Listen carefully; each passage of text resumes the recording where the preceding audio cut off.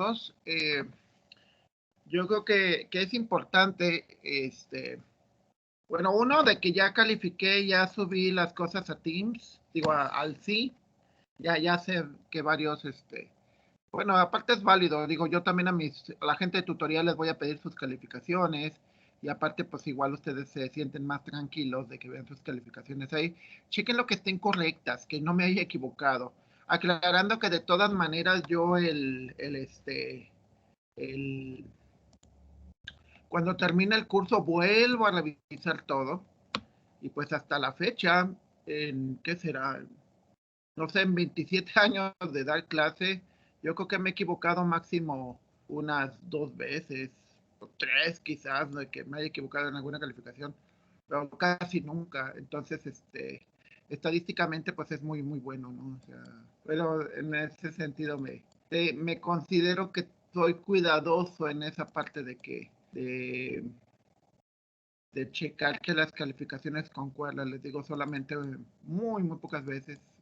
De hecho, ni siquiera me acuerdo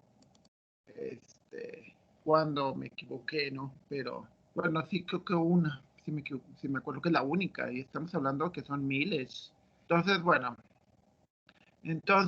por favor, chequen sus calificaciones, ya están en el sí, chequen que las capture bien, y de todas maneras, pues hay formas de corregirlas. Entonces, no creo que haya mucho inconveniente. Y bueno, continuando con lo que estamos con la unidad número 5, compañeros. A ver, hablábamos ayer sobre el concepto de cambio. El concepto de cambio es muy importante porque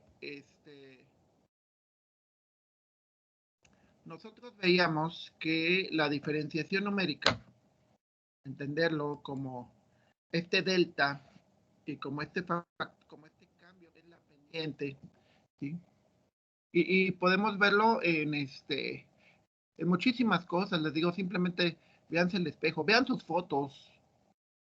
Si por ejemplo mi hijo mayor, veo sus fotos de bebé y veo las de ahora, y pues no ha cambiado tanto, o sea, su cambio ha sido mínimo. Al contrario de mi hija de sus fotos de bebé a sus fotos actuales, pues obviamente es ella, ¿no? Pero sí, el cambio sí ha sido mucho, mucho más grande. Y bueno, ¿por qué es importante? Porque todo cambia, no hay nada que permanezca estático, es imposible. O sea, una máquina que todos los días está funcionando, los engranes, las bandas, todo eso se desgasta. El, este, el famoso rollo de la línea del metro, ¿no? De que no le dieron mantenimiento, o sí, en cierta manera el hecho de que haya pasado eso, pues significa que la descuidaron y no vieron el cambio que estaba ocurriendo, porque era un cambio que vamos, hay muchas fotos de los vecinos que dicen, oigan, es que eso se va a caer, y no lo quisieron ver, ¿no? Entonces, esos son los cambios de para bien o para mal. Por ejemplo, ahorita los cambios en la violencia, ¿no? De que muchas veces cada vez las cosas se vuelven más violentas. Entonces los cambios pueden ser positivos, ir para arriba. Los cambios pueden ser negativos, ir para abajo, ¿no? O sea, por ejemplo, el dinero que te sobra, pues cada vez es negativo, ¿no? El cambio es cada vez te sobra menos. El cambio positivo en el sentido de que aumenta, no que sea bueno. Por ejemplo, el número de los costos, la inflación. La inflación, lo que se mide muchas veces es el cambio de cómo van subiendo las cosas, ¿no? Si suben a cierto ritmo, entonces ya es peligroso. Digo, ustedes no lo vivieron, pero pregúntenle a sus papás la crisis de 82, crisis de 80, 82, en donde tanto subieron las cosas que yo en el 91 ganaba 1,100,000 pesos, y me costaba el camión, me costaba 7,000 pesos, la renta pagábamos 1,200,000 pesos, etcétera. Entonces, para que vean lo que son los grandes cambios. Y bueno, es muy interesante porque eso te dice un comportamiento. Hablábamos ayer que aproximación, o sea, recordemos, no necesariamente vas a tener la función, o sea, vas a tener un muestreo del comportamiento de la realidad, y a partir de ese muestreo vas a decir cómo se está comportando. si las cosas están mejorando o están empeorando, ¿sí? Es como sucede, por ejemplo, con los automóviles. Los automóviles dices, a ver, si un auto tiene más de 10 años, 20 años, pues lo más seguro es que si no le han cambiado el motor o demás, pues va a fallar mucho, ¿no? O sea, tarde o temprano cada vez las piezas van a empezar a fallar más, ¿no? Entonces, ¿por qué? Porque tienen un comportamiento que va a, o sea, es una tendencia, ¿sí? La tendencia no es otra cosa más que el cambio positivo, va aumentando ¿qué? Pues, este, por ejemplo, los precios, ¿no? Nosotros compramos gorditas hace 2 años a 20 pesos, luego nos aumentaron el año pasado a 25 y ahorita ya cuestan 30, y así posiblemente esperamos que nos sigan, ¿no? Entonces hablábamos también sobre el concepto de H. H es el espacio en el que estás midiendo. Si H es pequeño, es decir, si yo digo mido ahorita y mido dentro de 20 minutos, posiblemente no hay ningún cambio. Y si mido dentro de una hora, quizás no, pero si mido para el día, por ejemplo, mi bandeja de chat, mi bandeja de chat, pues prácticamente el cambio ha sido mínimo. O sea, ayer tenía 7 mensajes, 8 mensajes, y cuando terminó la sesión tenía 9, y ahorita que me levanté y que estoy viendo tengo 6. Entonces, pues cambia un poco, pero no cambia mucho, ¿sí? Si, por ejemplo, dejara de, imaginemos el fin de semana, o sea, que el viernes en la tarde termino y ya no le hago caso a nadie. Entonces, si mido de día a día, posiblemente la diferencia entre mi bandeja de mensajes sea de 8 a 6, de 9 a 7, o sea, una diferencia muy pequeña de 2, que bueno, porcentualmente pues ya representa algo. Pero si yo me fuera, por ejemplo, a fin de semana, y en lugar de medir diario, o sea, en medir de lunes a martes, de martes a miércoles, de miércoles a jueves, midiera del viernes hasta el lunes, posiblemente si midiera la tarde del viernes, el sábado, el domingo y el lunes, suponiendo que todo el mundo sigue el mismo ritmo, entonces posiblemente ya no sería el mismo cambio. O sea, H ya cambió. En lugar de ser diario, ahora ya sería cada 3 días. Entonces, el cambio ya no es lo mismo. H lo que nos va a decir es de que H debe ser idealmente lo suficientemente pequeño para asegurar que ese valor que tenemos de aproximación sea válido. Si H es demasiado largo, este, pues lo más posible es que nuestras aproximaciones y nosotros lo que queramos medir no sea lo suficientemente confiable, ¿sí? De hecho, es muy curioso. Ahorita, rápidamente un comentario. Estaba leyendo un documental antier y decían que precisamente como nosotros, como todos, incluyendo ustedes, bueno, en el caso de ustedes es diferente el caso el mío, pero decían que no visualizan el concepto de retiro y jubilación porque lo ven demasiado largo. Entonces dicen, a ver, ahorita tengo 18, 19 años y por lo menos la ley hasta ahorita es me retiraría o me podría jubilar a los 60 años, o sea, en 40 y tantos, o sea, más del doble de lo que ya tengo. Entonces, por lo tanto, como está tan lejano, en este caso H está tan lejos, pues no me imagino, no lo quiero ni pensar. O sea, lo que estoy pensando ahorita es en otras cosas, ¿no? Entonces, eso nos hace que como el periodo es demasiado largo, la gente no quiera pensar. Y te dicen, sí, pero para que tengas una buena jubilación, tendrías que exactamente durar 40, 45 años ahorrando. O sea, un pequeño ahorro, pero ahorrando, sí, constante, constante, constante. ¿Qué es lo que nos hace con los famosos SAR? Pero también tendrías que visualizar y decir, bueno, si tu plan es tener una gran vejez, así del clásico señor jugando golf y cosas por el estilo, pues tendrías que ahorrar más. Entonces, es interesante porque cuando ese H se vuelve demasiado lejano, demasiado grande, como que de alguna manera nosotros psicológicamente, lo vemos como que es muy lejos, o sea, no lo tomamos en cuenta. Y al revés, cuando vemos cosas que son más pronto, o sea, por ejemplo, Yo estoy pensando en que ya me van a traer mi nueva computadora, entonces ya como que, ay, pues va a ser en unas horas, supuestamente el día de entrega es hoy, todo ese rollo, y otro libro que también me van a traer. Entonces lo que tienes H más pequeño, como que psicológicamente confías y que dices, ah, pues eso sí se va a hacer. Y lo otro que dices, ah, pues son 65 años y demás, realmente pues te entra la duda de que dices, bueno, ¿y qué tal si no llego? ¿Qué tal si un accidente? Y es factible, les digo, varios de mis amigos ya murieron a principios de los 50, entonces nunca llegaron a jubilarse ni nada por el estilo. Entonces, ese H es el espacio en el que estamos midiendo. Si nuestro espacio es muy grande, la probabilidad de lo que estemos midiendo es ¿cómo se llama? Nuestra probabilidad, o más bien psicológicamente, la probabilidad de un error es más grande. O sea, si yo digo, en 5 años, 10 años, yo he conocido, tengo exalumnos que sí planean bien y les han salido las cosas. Tengo un amigo que fue mi alumno y él planeó bastante bien, dijo, termino la carrera en tal edad, termino la maestría en tal edad, me caso en tal edad, tengo mi primer hijo en tal edad, y todo le salió, lamentablemente para él. Pues lo que nunca pensó es que tenía problemas genéticos con su pareja, ¿no? Con su esposa.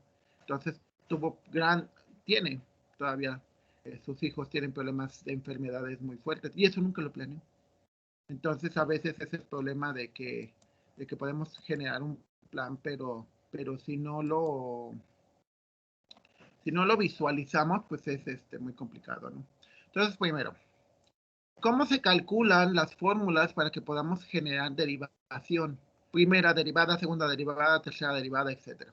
Entonces generamos la serie de Taylor, generamos los primeros términos, el primero y el segundo, y generamos un término que es el residuo, que residuos vendría siendo como el posible error que te va a quedar. O sea, estamos conscientes de que es como todo, o sea, los cambios, recuerden que lo que estamos midiendo es el cambio.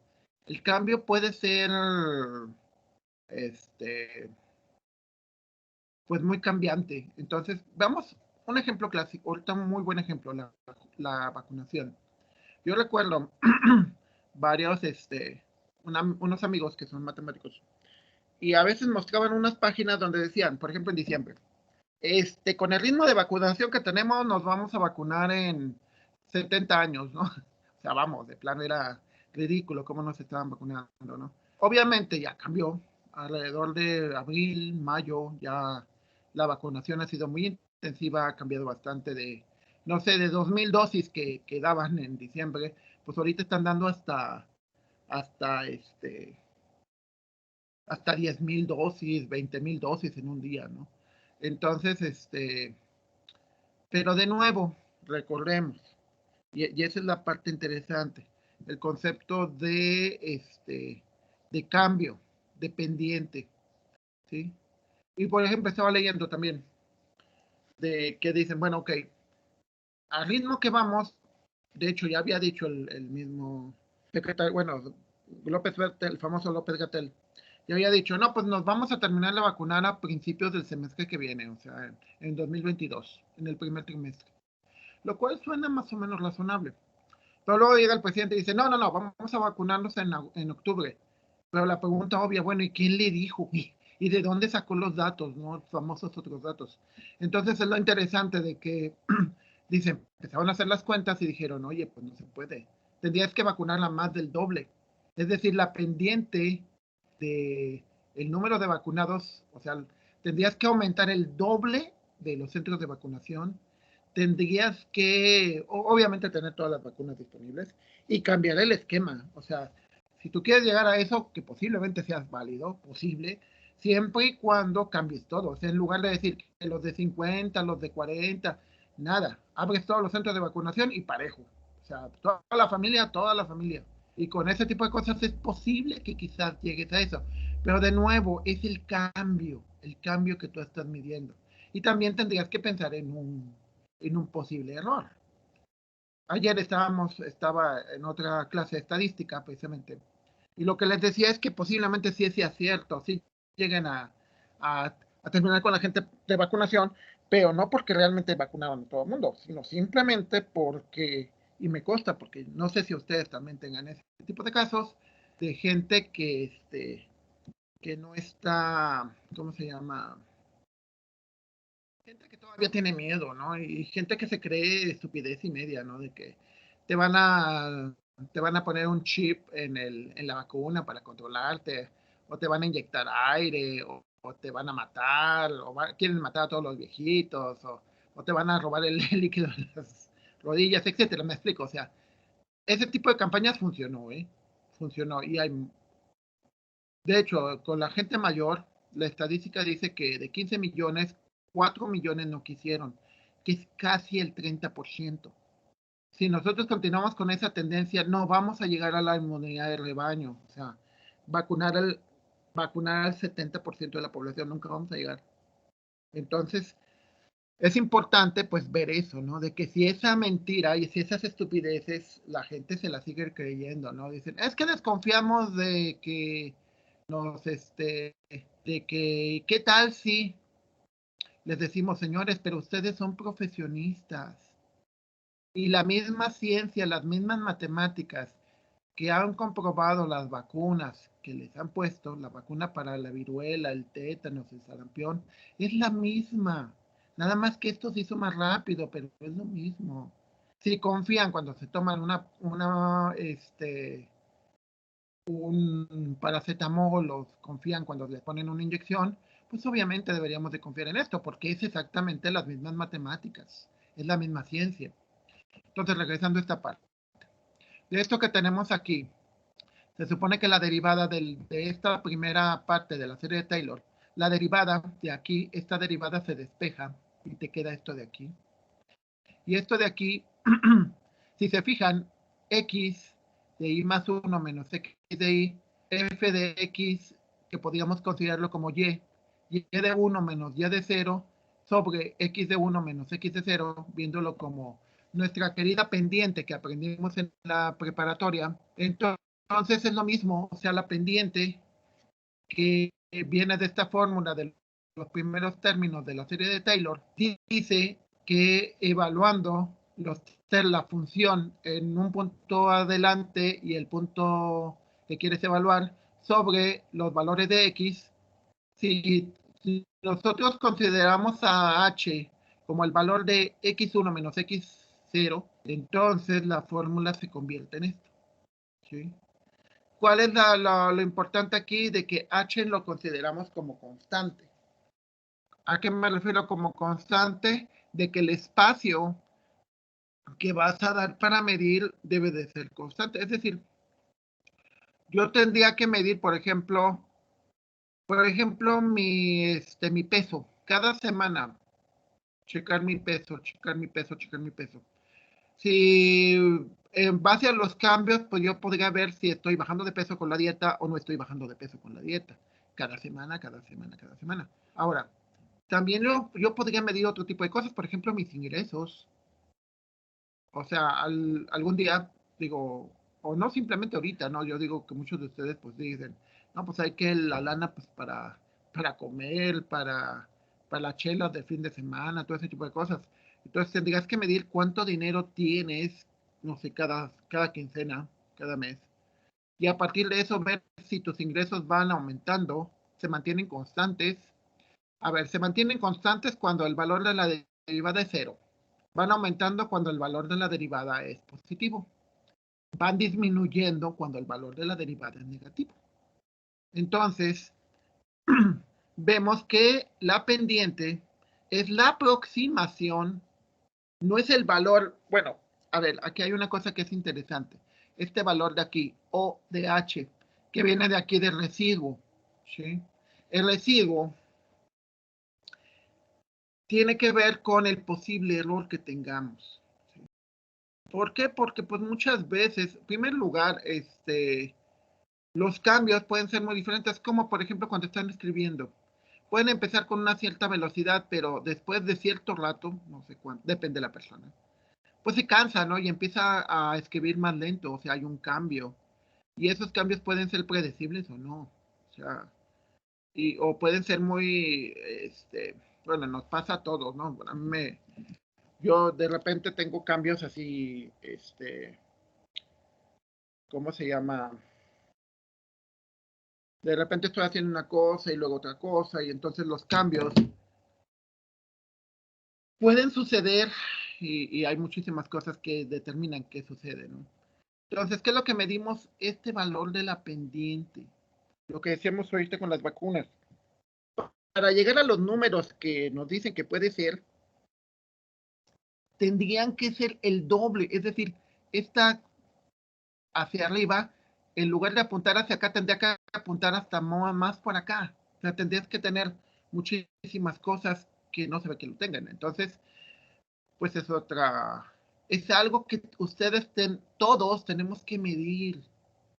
Tenemos que aprender a confiar en las matemáticas y decir lo que nos dicen, y no nada más el gobierno, también lo que nos dice nuestro jefe, lo que nos dicen pues todos, ¿no? De que, oye, ¿eso es factible o no es factible? ¿No? Véanlo así, incluso piénsenlo tarde o temprano, de que si algún día se piensan retirar, que lleguen a los 60, 70, 80, piénsenlo, empiecen a pensar de cómo va a ser su pendiente, ¿no? De salud, obviamente va a ser hacia abajo, güey. Excepto que se hayan cuidado súper mucho, pero aún así, o sea, yo conozco gentes, amigos míos que son atletas, que corren en maratones y todo eso, y aún así, ya obviamente que la pendiente empieza a bajar. ¿Por qué? Porque pues así es el cuerpo. El cuerpo humano está diseñado a más tardar entre los 40 y los 50 de acabarse. O sea, no está diseñado para durar 70, 80 años. ¿Qué es lo que pasó en la medicina? La medicina, los hábitos, etcétera, etcétera, son lo que nos permite vivir más años. Pero nuestra pendiente a partir de los 40 es normal, ¿eh? O sea, si dices vivirlo pleno, perfectamente hasta los 40. De los 40 en adelante, tu pendiente cambia hacia negativo. Entonces, esto es el primer análisis hacia cómo medimos en base al punto siguiente. Entonces, con los valores X es el valor donde nosotros queremos medir. El verde es el valor, este punto en verde es el valor que te ayuda como punto de referencia. ¿Sí? Y es como todo, o sea, por ejemplo, digo, yo vengo de un barrio, entonces la gente allá en el barrio muchas veces no cambia, o sea, todo es el clásico de que es que enfrente vive no sé quién y de lado vive no sé quién tanto y así hemos vivido los últimos 30 años y somos felices, ¿no? Entonces, este es tu punto de referencia. O al revés, por ejemplo, en mi caso, ¿no? Que yo he vivido he tenido, no sé, ¿cuántas casas? Uf, unas 4 o 5 casas diferentes y en 2 ciudades y 2 veces me mudé allá. Entonces, mi cambio es diferente. Tu punto de referencia, el punto verde, lo que nosotros hacemos con el punto verde, debe de tener una pendiente, digamos que semejante a la pendiente roja, ¿sí? O sea, con estos dos puntos, trata de hacer la aproximación de la roja, que sería la pendiente verdadera. La pendiente verde sería la aproximación. Precisamente por eso hay un residuo. ¿Por qué? Porque puede haber una variación, claro que puede haber una variación. ¿Sí? ¿Por qué? Porque precisamente por eso se busca que H sea lo más pequeño. Como H sea lo más pequeño, entonces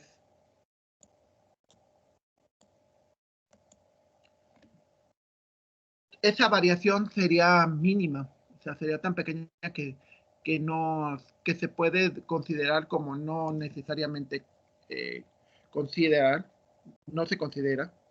Entonces, esa es una manera, un punto hacia adelante. La otra manera es un punto hacia atrás. En un punto hacia atrás, o sea, el punto usando H, pero hacia atrás, es decir, bueno, y a mí me pasa, ¿no? Yo me veo y digo, a ver, ¿cómo llegué hasta aquí, no? Y empiezo a analizarme hacia atrás y digo, bueno, pues hice esto y lo otro, ¿no? Y puedo decir, pues estoy contento, por lo tanto, puedo ver lo que hice bien y muchas veces pues también me agarra el decirles, no, pues hagan esto, hagan lo otro. ¿Por qué? Porque yo me analizo hacia atrás y digo, eso sirve o funciona, o por lo menos me funcionó a mí. Entonces, con un punto hacia atrás, tomando el mismo valor de h, esa es otra manera de hacer el cálculo y cambia un poco la fórmula. Prácticamente sigue la misma pendiente, nada más que ahora, en lugar de ser x0 menos x1, no, más bien y1 menos y0 sería y0 menos y, es lo mismo, sí, simplemente que es al revés, ¿sí? Fíjense la fórmula.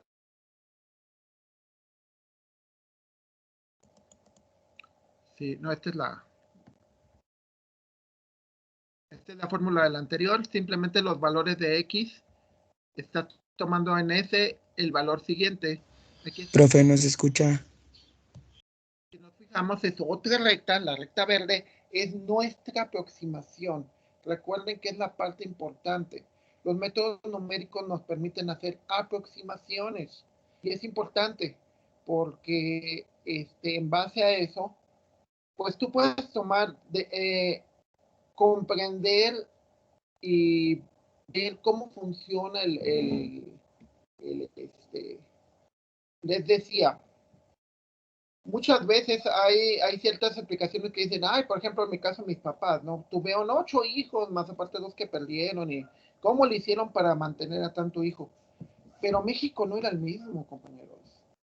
O sea, el México de los 50 y 60 era mucho más estable, había mucho empleo, el dólar no subió en 20 años, y había, o sea, había mucha estabilidad. O sea, por ejemplo, tú terminabas de ingeniero en los años 50 y la probabilidad de que tuvieras trabajo era muy alta, muy alta. O sea, de hecho, hasta, por ejemplo, aquí nos pasó, estábamos platicando con un maestro que fue de los que nos platicaba que por el 81, 82, que él llega a San Luis, era ingeniero en sistemas, y casi le ruegan de que entre a trabajar. Dicen, es que no hay. Entonces, así que casi de que entra, trabaja con nosotros, da clases, porque necesitamos un maestro. Y él así, pues, ok, va. Estamos hablando de 1981. 40 años después, puede llegarte un cuate que tenga maestría, doctorado y etcétera, y no le das trabajo. ¿Por qué? Porque cambió la tendencia, cambió, porque ahora ya hay muchas gentes. Entonces ahora el de que digas, pues ya con estudios ya es seguro que consigue un gran trabajo, no es cierto. Cambió la tendencia. Entonces, bueno, a la hora que midamos, una es con puntos hacia adelante, como se vio en la gráfica anterior. Otro es con un punto hacia atrás. Como pueden ver la recta verde es nuestra aproximación hacia la recta roja, que es realmente la pendiente que estamos buscando. Entonces, sería este pequeño valor, O de H, nuestra pequeña diferencia, nuestro error. Ahora, de nuevo, en los ejercicios que nosotros vemos, pues vamos a ver el error. Pero ese error es simplemente para ser ilustrativo. Cuando ustedes lo apliquen, en realidad no lo conocen. ODH no lo vas a conocer hasta que hagas el experimento, ¿sí? Cuando sucedan las cosas es cuando pudieras medir ODH. Es decir, yo pronostiqué que, por ejemplo, en mi caso, ¿no?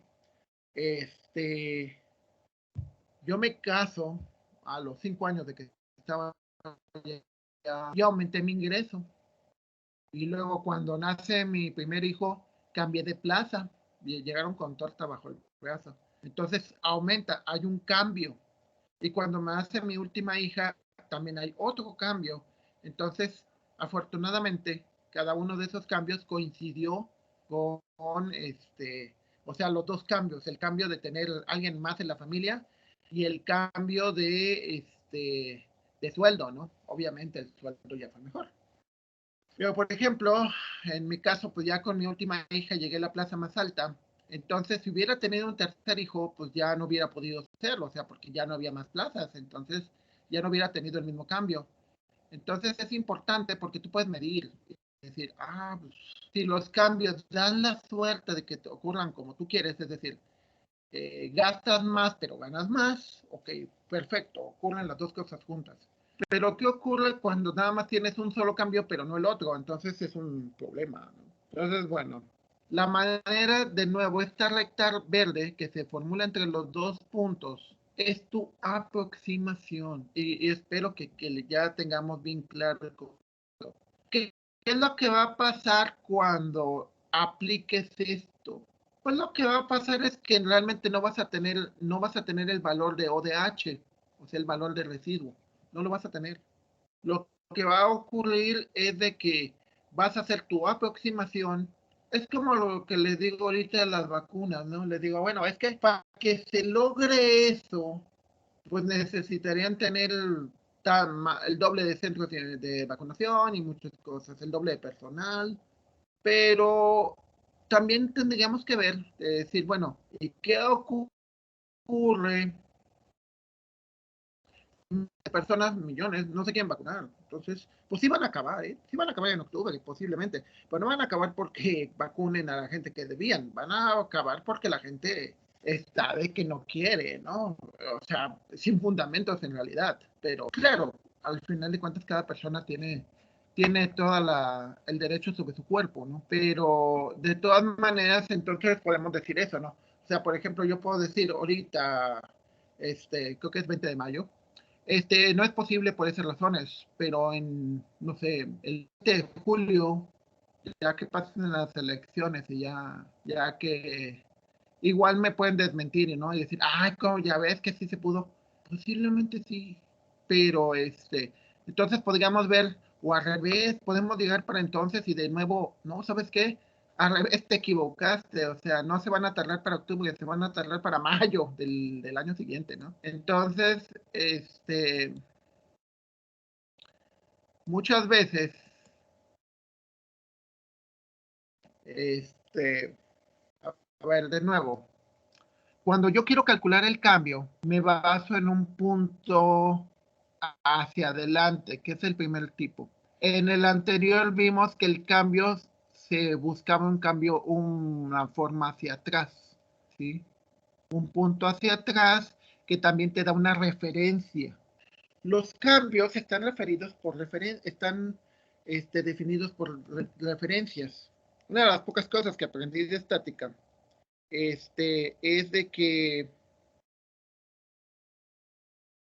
todo depende del punto de vista o depende de cómo lo visualices, ¿sí? Entonces, este,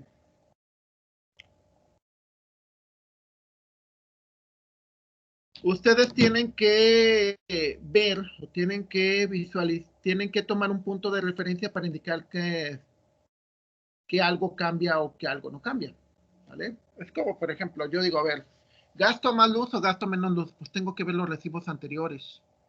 Ahora al revés, digo, a ver, ¿cuánto gastaba de luz, por ejemplo, en tal época? Ah, pues entonces puedo ver los recibos hacia adelante o los recibos hacia atrás para ver el cambio realmente. Por último, se puede ver valores hacia adelante, se pueden ver valores hacia atrás, o se puede tratar de establecer dos valores, es decir, un valor hacia adelante y otro valor hacia atrás. Y esto que te dé tu aproximación. Aquí gráficamente podemos ver que la pendiente de la verde se parece más a la pendiente de la roja. Entonces, aquí lo interesante es que te dice que aquí el error es cuadrático. Sabemos que los errores normalmente son valores reales. Y si un error se vuelve cuadrático, entonces significa que se vuelve más pequeño. Entonces lo que te dice es que si tomaras, en lugar de un punto, tomaras dos puntos, un valor hacia adelante y un valor hacia atrás, entonces es más posible que puedas medir su posibilidad de cambio, ¿sí? Y es interesante porque ahorita, como les comento, de tus posibilidades de cambio, es importante que ustedes aprendan a medirse, decir, bueno, ¿cómo puedo cambiar? Por ejemplo, en mi caso, yo puedo decir, a ver, yo vengo de un ambiente pues muy pobre, familia numerosa, todo ese tipo de cosas. Y pasé, no soy rico ni lo seré, y paso un clase media, clase baja, alta. Tengo cosas que me gustan y que vivo bastante bien. Digo, para mí. Pero entonces digo, a ver, puedo medir mis cosas hacia atrás en base a lo que vivía antes, pero también lo puedo vivir hacia adelante y decir, bueno, qué tan rápido me adapté a los cambios, ¿no? A tener más dinero. ¿Y qué pasaría si tuviera menos dinero, ¿no? Porque ya si algún día me retiro, pues obviamente ya no voy a tener lo mismo. Entonces tendría que medir mi capacidad de cambio y decir, pues al, al paso del tiempo, eso me podría ayudar a medirme a mí y saber qué tan bueno soy para cambiar. Y el cambiar no nada más se refiere a dinero. Por ejemplo, muchos de ustedes les van a, podrían tener las oportunidades de decir un buen sueldo. Por ejemplo, tengo un exalumno buenísimo, muy trabajador, muy inteligente, pero primer problema quería ser maestro, bueno, creo que es maestro, pero el problema era de que a fuerzas quería ser aquí en San Luis, y aquí en San Luis está saturado de gente.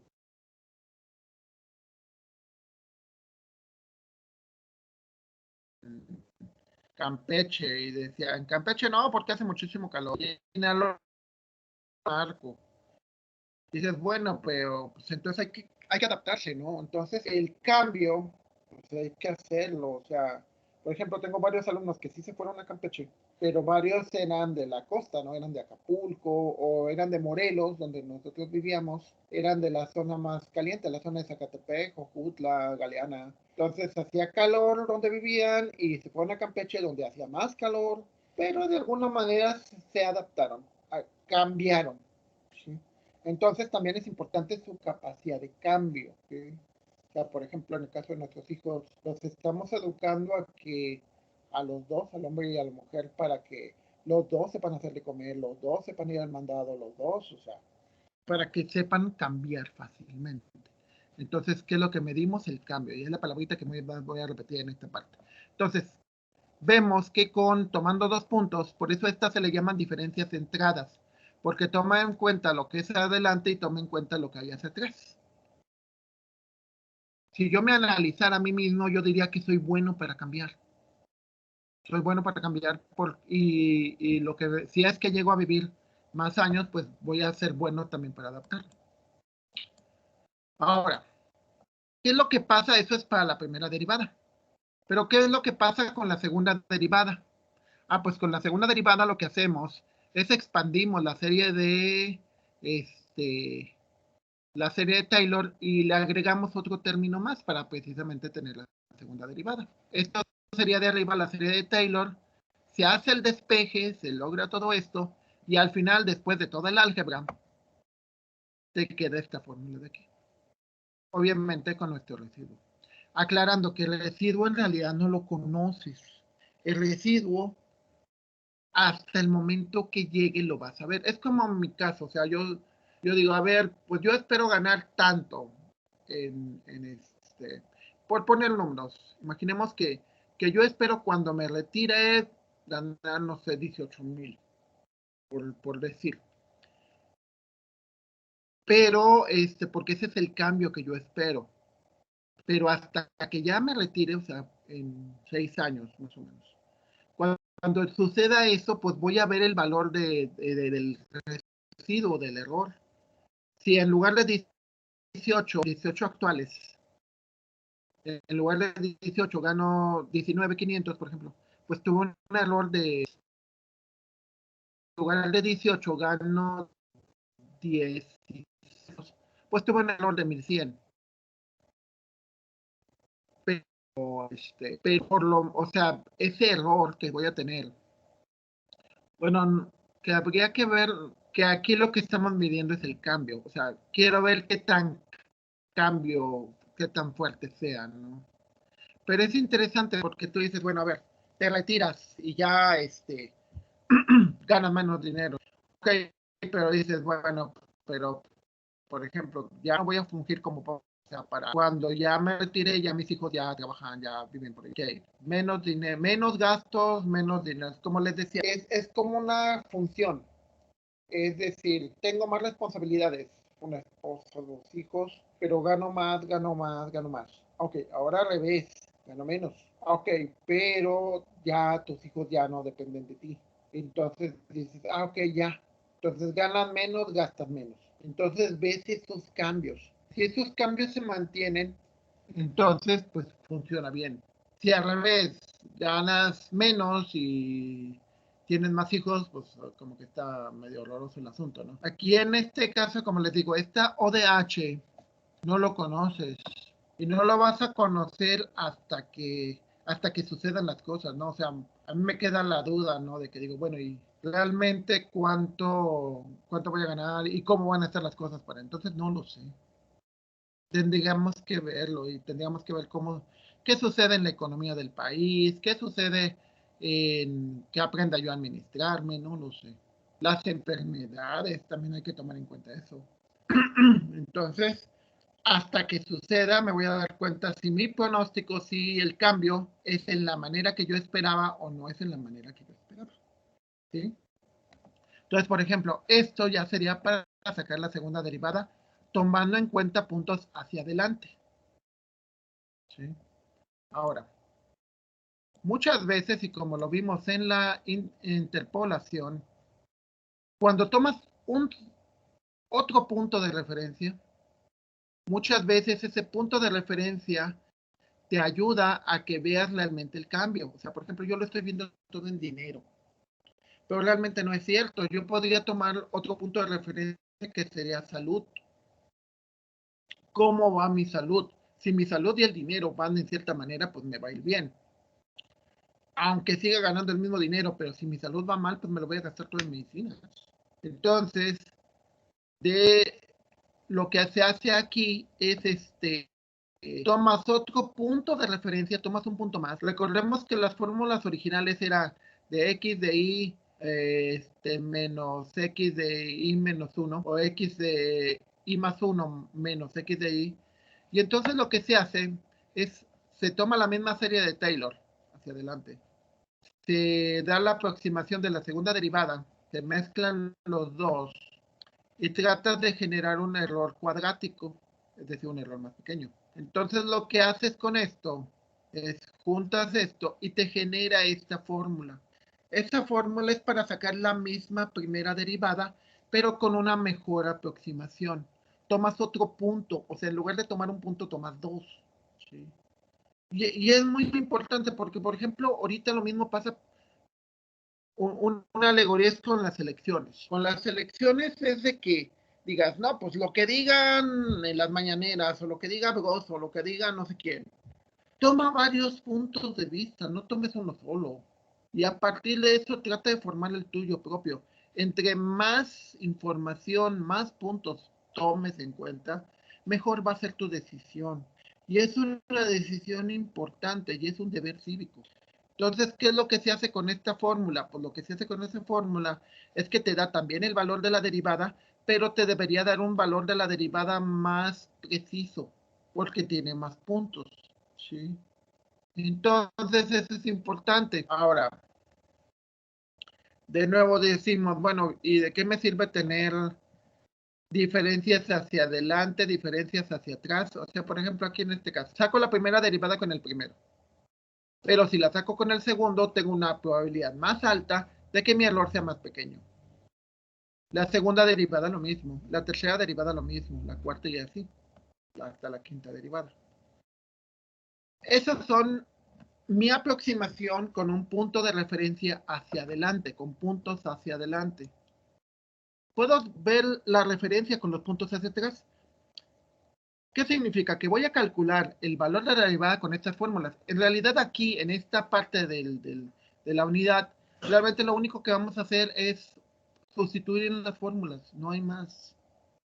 Pero aquí la parte interesante, que es lo que hay que formarles el criterio, es decir, ¿cuál uso? Dependiendo también lo que tengo. Si tengo 2 puntos, pues tomo la normal, no hay más. Es como cuando van de viaje, ¿no? Y dices, ¿traigo dinero para casetas? Pues no. Pues me voy por la libre. Ahora, traigo dinero para casetas, pues me voy por la caseta, ¿sí? Entonces, lo mismo, tengo 3 puntos, me voy por la alta exactitud. Tengo 2 puntos, me voy por la baja exactitud. O por la normal, por llamarle de una manera. Tengo 3 enfoques. Buscar puntos hacia adelante. Tengo el enfoque, buscar puntos hacia atrás como referencia. Y por último, tengo el enfoque de buscar diferencias tomando los 2 puntos de vista. O sea, les digo, yo tomándome a mí como punto de vista, digo, soy bueno para cambiar. O sea, puedo cambiar de esto al otro. Incluso en el peor de los casos, de que no, me quedara sin pensión o que me dieran muy poquito de pensión, yo creo que podría cambiar. Claro, igual no me podría dar muchos gustos, pero ya me he dado muchos, entonces ya no lo vería tan grave. Entonces, veo hacia atrás y veo hacia adelante. Esas son diferencias centradas. Entonces, en base a esas diferencias, es como puedo medir mi cambio, ¿sí? Y de hecho, pues les digo, yo me veo así, ¿no? De que, por ejemplo, me veo de cuando estaba en la secundaria, estaba flaco, o ya hasta los 18, ya como hasta los 20, como hasta que me fui a la maestría, fue cuando empecé un poquito a engordar, luego allá engordé un montón, y luego empecé a bajar un montón de peso, y así me la he llevado, ¿no? Entonces, pues, ahora, que ya como bien y todo, pues obviamente he engordado mucho y más con la pandemia. Pero pero también está dentro de mí el decir, pues, quiero bajar de peso porque me conviene. Entonces, es el cambio. ¿A qué ritmo? No lo sé. Tendrías que si lo quieres súper rápido, pues deja de comer, ¿no? Casi. Ahora, si lo quieres así más normal, pues entonces empieza a cambiar. Entonces, de nuevo, son los puntos de referencia. Y esos puntos de referencia están determinados por H. Si nos fijamos en centradas, H son errores cuadráticos. En, en diferencias hacia atrás y diferencias hacia adelante, son errores normales o errores cuadráticos cuando es de alta exactitud. Entonces, lo que nos quiere decir eso es que entre más puntos usemos y el valor de H sea más pequeño, la confianza que vamos a tener en el resultado que nos da es mayor.